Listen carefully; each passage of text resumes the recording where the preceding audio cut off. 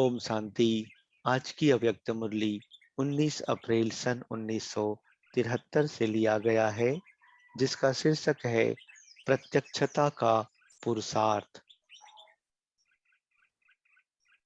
निष्कृष्ट से श्रेष्ठ तथा भाग्यहीन से भाग्यवान बनाने वाले शिव बाबा बोले, क्या आप अपने को बाप दादा के समीप रहने वाले पद्मा पदम भाग्यशाली श्रेष्ठ आत्माएं समझते हो? जो जिसके समीप रहने वाले होते हैं, उनमें समीप रहने वाले के गुण स्वतः और सहज ही आ जाते हैं। इसलिए कहा जाता है कि संग का रंग अवश्य लगता है। तो आप आत्माएं जो सदा बाप दादा के समीप अर्थात श्रेष्ठ संग में रहती हो, उनके गुण व संस्कार तो अवश्य बाप दादा के समान ही होंगे। निरंतर श्रेष्ठ संग में रहने वाले आप वत्स अपने में सदैव वह रूहानी रंग लगा हुआ अनुभव करते हो। क्या आप वत्स स्वयं को हर समय रूहानी रंग में रंगी हुई आत्माएं समझते हो? जैसे स्थूल रंग स्पष्ट दिखाई देता है, वैसे ही कुसंग में रहने वाली आत्माओं का मायावी रंग भी छिप नहीं सकता। बोलो, दिखाई देता है ना? वत्सों ने सिर हिलाकर कहा, हाँ। तब वैसे ही श्रेष्ठ संग में रहने वालों का रूहानी रंग भी सभी को दिखाई देना चाहिए। कोई भी देखे तो उनको यह मालूम हो कि यह रूहानी रंग में रंगी हुई आत्माएं हैं। ऐसे सभी को मालूम होता है या अभी गुप्त हो? यह रूहानी रंग गुप्त ही रहना है क्या? प्रत्यक्ष कब होना है? क्या अंत में प्रत्यक्ष होंगे? वह डेट कौन सी होगी? अंत की डेट सभी की प्रत्यक्षता के आधार पर है। ड्रामा प्लान अनुसार आप श्रेष्ठ आत्माओं के साथ पश्चाताप का संबंध है। जब तक पश्चाताप ना किया है, तब तक मुक्ति धाम जाने का वर्षा भी नहीं पा सकते। इसलिए जो निमित्त बनी हुई है, उनसे ही तो पूछेंगे ना। निमित्त कौन है? आप सभी हो ना। अभी अपने ही आगे अपने संपूर्ण स्टेज प्रत्यक्ष नहीं है, तो औरों के आगे कैसे प्रत्यक्ष होंगे? क्या अपनी संपूर्ण स्टेज आपको श्रेष्ठ दिखाई देती है? वह हाथ उठाओ। वास्तव में संपूर्ण स्टेज तो नॉलेज से सभी जानते हैं, लेकिन अपने आप को क्या समझते हो? समीप के हिसाब से उस समान बनेंगे ना, तो अपनी संपूर्ण स्टेज दिखाई देती है। मैं कौन हूँ, यह पहेली हल नहीं हुई है क्या? कल्प पहले मैं क्या थी, वह अपनी संपूर्ण स्टेज भूल गए हैं क्या?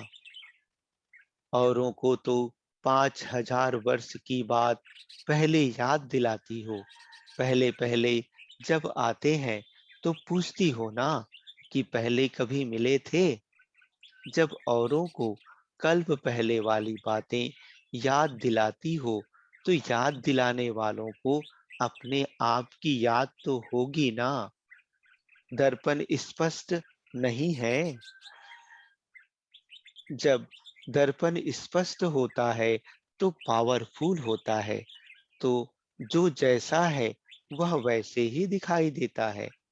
आप विशेष आत्माएं और सर्वश्रेष्ठ आत्माएं क्या अपनी श्रेष्ठ स्टेज को देख नहीं पाती? इतनी ही देरी है विनाश के आने में, जब तक आप निमित्त बनी हुई आत्माओं को अपने संपूर्ण स्टेज का स्पष्ट साक्षात्कार हो जाए। अब बताओ, विनाश में कितना समय है? जल्दी होना है कि देरी है? आज सद्गुरुवार है ना, तो आज वतन में रूह रुहान चल रही थी। कौन सी रूह रुहान? वर्तमान स्टेज कहाँ तक नंबरवार पुरुषार्थियों की चल रही है? इसमें रिजल्ट क्या निकली होगी? पहले प्रश्न की रिजल्ट में मेजोरिटी 50% से ज्यादा नहीं निकले। वह पहला प्रश्न कौन सा?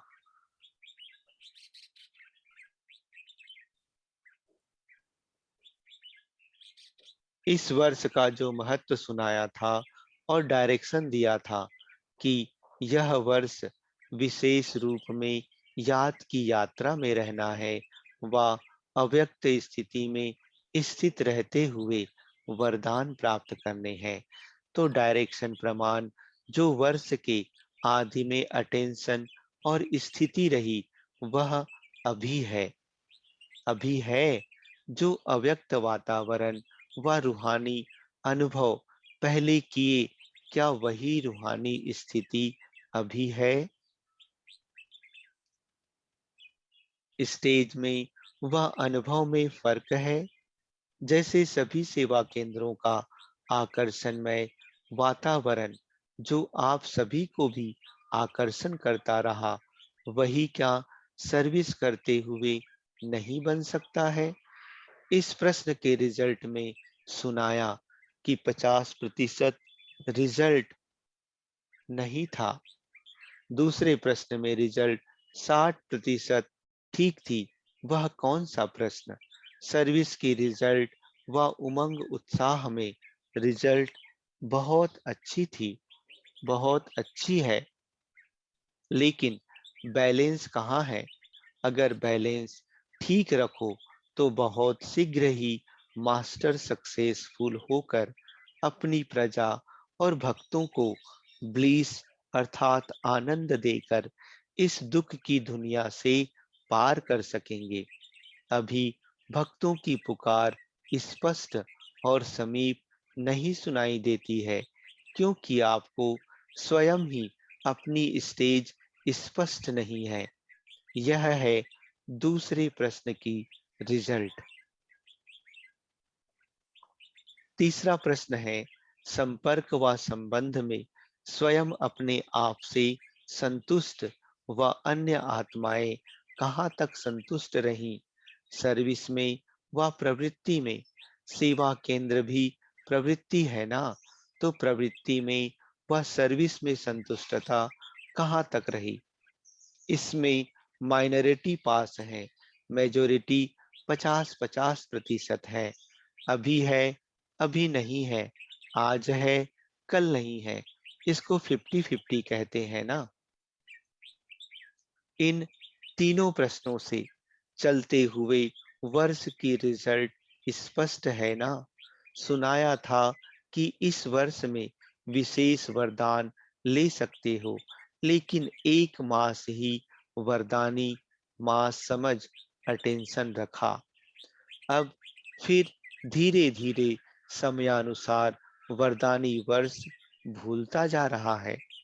इसलिए जितना ही इस वरदानी वर्ष में वरदान लेने की स्मृति में रहेंगे, तो सहज वरदान भी प्राप्त होंगे, और यदि विस्मृति हुई तो विघ्नों का सामना भी बहुत करेंगे। इसलिए चारों ओर सर्व ब्राह्मण परिवार की आत्माओं के आगे सर्व प्रकार के विघ्नों को मिटाने के लिए जैसे पहले मास में याद की व लगन की अग्नि को प्रज्वलित किया, वैसे ही अभी ऐसा ही अव्यक्त वातावरण बनाना। एक तरफ वरदान, दूसरी तरफ विघ्न, दोनों का एक दूसरे के साथ संबंध है। सिर्फ अपने प्रति विघ्न विनाशक नहीं बनना है, लेकिन अपने ब्राह्मण कुल की सर्व आत्माओं के प्रति विघ्न विनाश करने के लिए सहयोगी बनना है। ऐसी स्पीड तेज करो, बीच बीच में चलते चलते स्पीड ढीली कर देते हो। इसलिए प्रत्यक्षता होने में भी ड्रामा में इतनी देर दिखाई दे रही है। तभी तो स्वयं को भी प्रत्यक्ष कर सकेंगे। अपने में सर्वशक्तिवान का प्रत्यक्ष रूप अनुभव करो।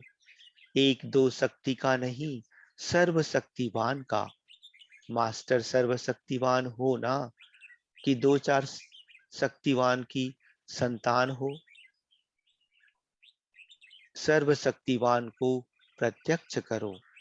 अच्छा, master blissful, master knowledgeful, master successful, सर्वश्रेष्ठ, सदा रूहानी संग के रंग में रहने वाले विशेष आत्माओं को याद, प्यार और नमस्ते।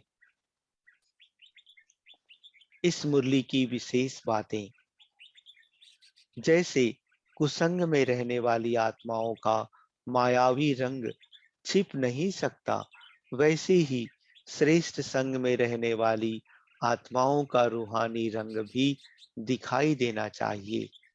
कोई भी देखे तो उनको यह मालूम हो कि ये रूहानी रंग में रंगी आत्माएं हैं।